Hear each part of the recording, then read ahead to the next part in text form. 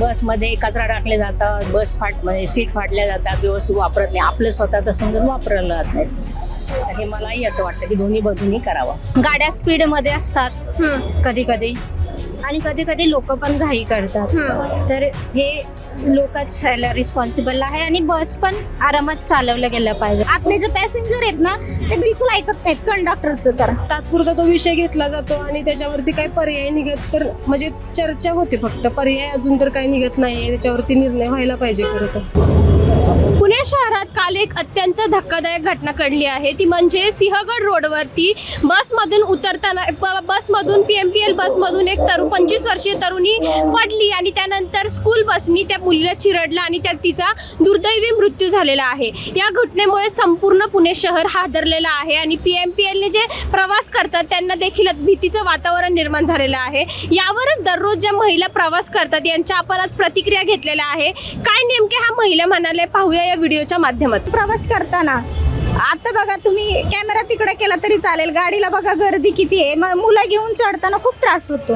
आणि माझी 2 मुलं आहेत, तर काय होतं, पहिलं मला मुलांनाच बसमध्ये चढवायला लागतं. नाही तर काही काही वेळेस काय होतं, मी आतमध्ये जाते आणि माझी मुलं खालीच थांबतात आणि अक्षरशः पुढं सरकताना सरकत नाहीत. आतले जे पॅसेंजर आहेत ना ते बिलकुल ऐकत नाहीत कंडक्टरचं. तर त्यांनाच उद्धटपणे बोलतात. काल एक मुलगी सिंहगड रस्त्यावरती बसमधून पडली, कसं पाहते म्हणजे असं अपघात होता तो पहिला व्हिडिओ मी ते पाहिलं ना की थोडासा अंगावर काटा आला माझ्या.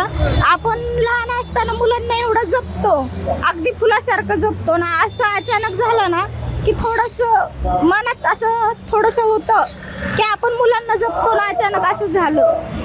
PMPLची चुकी आहे काय असं वाटतं? असं म्हणता नाही येणार PMPLची चुकी आहे, कारण की काय होतं, काही काही वेळेस नाही का पुढचं दार उघडं असलं तर आपणच थोडंसं मागे थांबायला पाहिजे, असं माझं तरी मत आहे. मी प्रवास करते तर स्वतःच्या जीवाची काळजी आपण पण घ्यायला पाहिजे.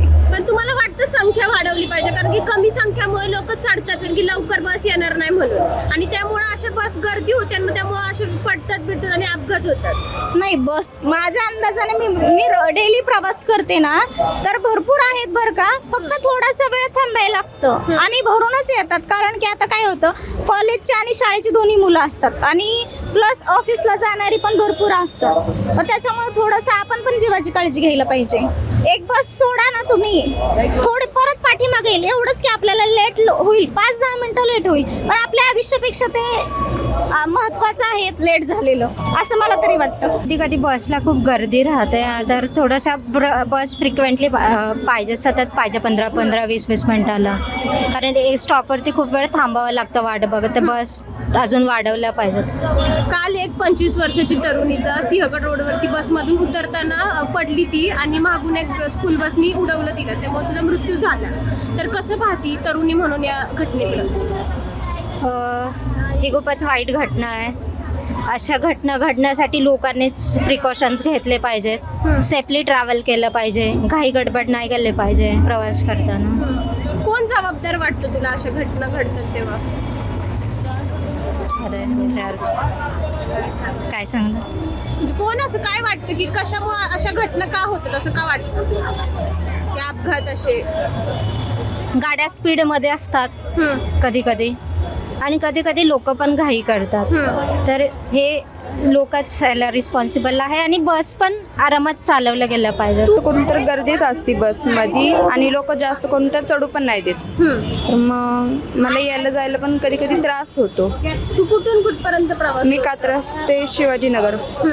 तुला बस भेटतात वेळेवरती? वेळेवर कधी येत नाहीत, कधी कधी येतात. आता काल सिंहगड रस्त्यावरती एक तरुणी बसमधून पडून तिचा मृत्यू झालाय. काय वाटतं कोण जबाबदार आहे अशा घटनांना? तर बसांची कमतरता असल्यामुळं ते भासलेलं आहे, आणि मग काय करतात लोक, चढताना पण घाई करतात, त्याच्यामुळं पण ते होतात, आणि बस आपण लवकर जाण्याच्या घाईमध्ये असतात, त्याच्यामुळं पण ते होऊ शकतं. आतापर्यंत प्रवास करताना तशा अडचणी येत नाहीत, पण फक्त काही ठिकाणी बसमध्ये एखाद्या वेळेस थांबवलं जातं, प्रत्येक वेळेस नाही, पण कधीतरी ड्रायव्हरमध्ये थांबवतात, तर ते उतरताना बाजूच्या गाड्यांमुळे काही होऊ शकतं. तर ते फार क्वचित होतं, आणि पाणी साचणं किंवा बसायला म्हणजे हे नाही आहेत, लोकांसाठी जागा नाही बस स्टँडसाठी, बस स्टॉप नाहीत व्यवस्थित बसण्यासाठी. बाकी अडचणी काय वाटत नाही. आणि बसची कधी कधी आता ही सीट वगैरे असतात तर ती फाटलेली असू शकतात, ती चालू शकेल, पण पत्रा मात्र हे नसावा की कुठे तुटलेले वगैरे, कारण त्यांनी काय होतं आहे की जखमा होऊ शकतील. बाकी सीट वगैरे आता लोकांनी पण व्यवस्थित वापरलं पाहिजे, त्यामुळे ती लोकांची चूक आहे. काल सिंहगड रोडवरती बसमधून उतरताना एक तरुण पडली आणि तिचा मृत्यू झालाय, तरुणी एक पडली. तर बरोबर. कसं पाहताय घटनेकडे? तरुणींनी आता ही प्रत्येक वेळी बसच्या ड्रायव्हरची चूक नसेल, कदाचित तिने घाई केली असेल. एकच बाजू कधीच चुकीची नसते, दुसरी बाजूही बघितली पाहिजे, पण लोक एकाच बाजूने बोलली जातात. सुरक्षिततेचा विषय फक्त मुद्दा राजकारणापुरता किंवा काही निवडून येण्यापुरता न घेता त्याचा गांभीर्याने विचार केला पाहिजे. झाल्यावर घटना विचार करण्यापेक्षा होऊ नये म्हणून आधी विचार केला पाहिजे. काय सुविधा केल्या पाहिजे सरकारने?